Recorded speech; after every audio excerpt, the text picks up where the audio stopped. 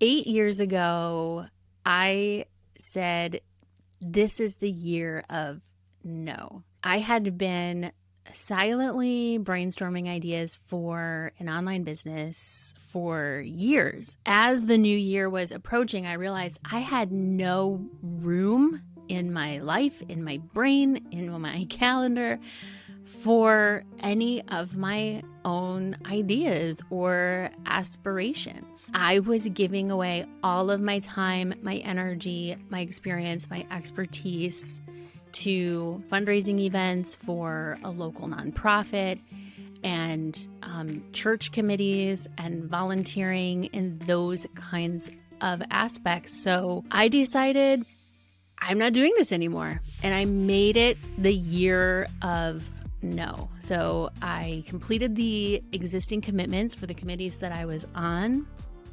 I let people know, hey, at the end of the year, I'm no longer going to be doing this, so you're going to have to find somebody else. I gave people months of notice in advance, and I don't think they believed me because still at the beginning of the year, they were asking me to do things. I prepared myself for saying no to anything new that came along, and I wasn't really prepared for how many people approached me to head up this committee or help with marketing for that committee or head up the fundraising event for X, Y, and Z. I realized I had made myself way too accessible. And like I said, I had 2 little kids, small children, toddlers. I had a kid in diapers and I was going to church committee meetings. And it wasn't that I didn't like being involved in doing those things. It was that I didn't have time to do any of the things that I had in my own head, any of the things that I wanted to do. And I wanted to start an online business. I wanted to start a business for myself, and I didn't know completely what that was going to look like, but I knew that I needed the space in my calendar and in my brain, and I needed the energy and the time to focus on my own stuff. So I quit volunteering in my church. I quit volunteering in my community. And I said no to every single person who asked me to do something, anything other than close friends and family. And it was glorious. I still remember the look on some people's faces when they asked me, hey, we're looking for someone to head up a committee on X, Y, and Z. Do you think you could do that? And I could tell from the look on their face, they were 100% expecting me to say, sure. And I said, no. The look on their face was absolutely priceless. Anyway, the time and energy that I had when I wasn't spending it on other people's visions and missions, I put into starting a blog, starting vidpromom.com, and this YouTube channel and an online business where I could show up as myself and teach people how to do stuff like make videos and edit videos and make videos that make money. And to say that it paid off would be a huge understatement. It absolutely paid off. This is what I do, and I would have never been able to replace my full-time income when my position was eliminated at my job if I hadn't said no to other people's visions and missions way back 8 years ago. So why am I telling you this? Well, because every time I talk with a client or a student or someone from my audience about why your YouTube channel is stuck, why you're not able to make YouTube videos, why you're not able to move forward with this idea that you had to start a channel, to grow your channel, to generate revenue, to start an online business. I always hear the same thing, and it's time. I just don't have time.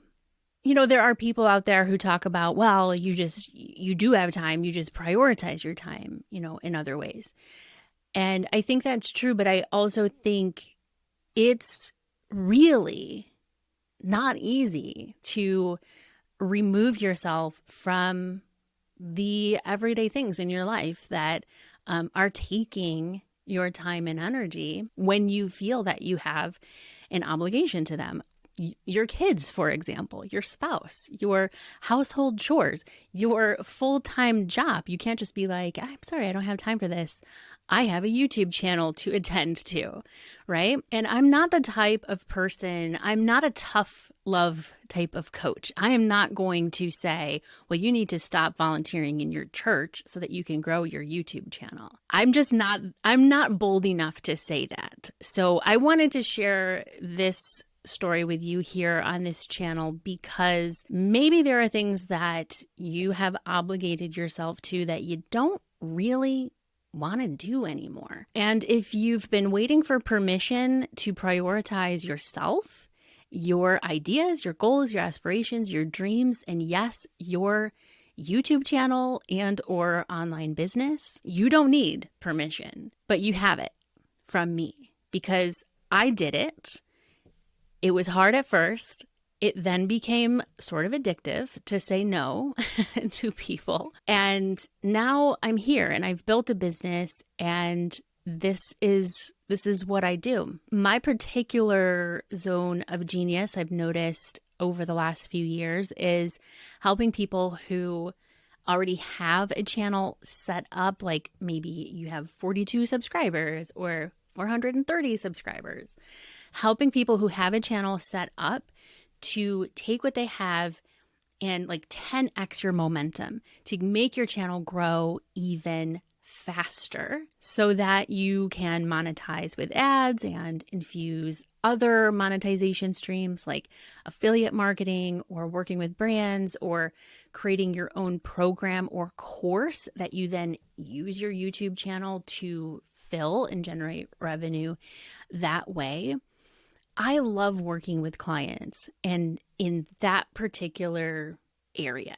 I have a course where you can DIY setting up your channel and getting started. I have a membership community that's in the process of being rebranded where I have like dozens of growth strategies, scaling strategies, revenue strategies, but none of that is possible if you don't prioritize it.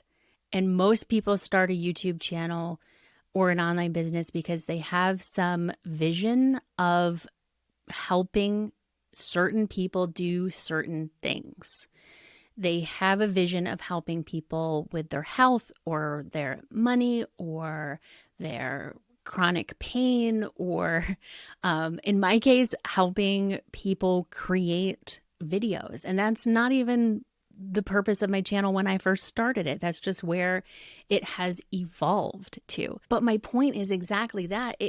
The evolution could never take place if it never got started. So as we're heading into the end of the year and thinking about the new year, I wanted to share this story with you because I don't think I've ever shared it here on this channel. And if you're thinking about making next year the year of no, here are a couple strategies that can help you back out of some of the obligations that you may be feeling. Number one, just like be prepared with what you're going to tell people. Not that you have to give people a reason that you're saying no or a reason that you're saying I'm no longer going to be on this committee. You don't have to give a reason, but it feels a little bit easier and a little more comfortable, less awkward if you do give a reason. In my case, I said, I'm going to focus on my full-time job and my 2 kids for the next year and just back away from some of the other stuff that takes up a lot of my time in the evenings. I mean, who's going to give you pushback on that? And if you're not really sure whether you want to get out of any obligations or sort of faux obligations, just ask yourself, is what I'm focusing on right now going to matter in 5 years? I think I first heard that question from Gary Vaynerchuk. Ask yourself, is this going to matter in 5 years? So, is your family going to matter in 5 years? Yeah, of course. So don't back out of your obligations to your family. Is your job going to matter in 5 years?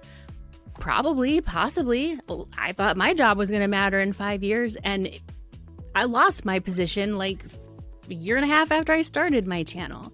So is it going to matter in 5 years? Yeah, probably. So don't back out of your obligation to your job. To bring up Gary Vaynerchuk again, he said, stop doing you hate so that you can focus on the things that you would love to focus your time and energy on. If that's creating videos and growing your YouTube channel and making videos that make money and monetizing with multiple revenue streams, then I'm glad you're here. I'm glad that you found me, because that's what I talk about here on this channel and on my email list and in my courses and programs and with the one-on-one clients that I work with. And if you want my help, I'll put links down below to where you can access the Thriving Creators Society, which is the new name of the rebranded membership, and 30 Days to a Thriving YouTube channel, which is my Social Video Pro YouTube for Beginners course. And I also put an application down there for working with me one-on-one if you really want to skyrocket and gain momentum really quickly on YouTube with my help. And if you watched this far, thanks for being here. I genuinely appreciate you. Happy New Year.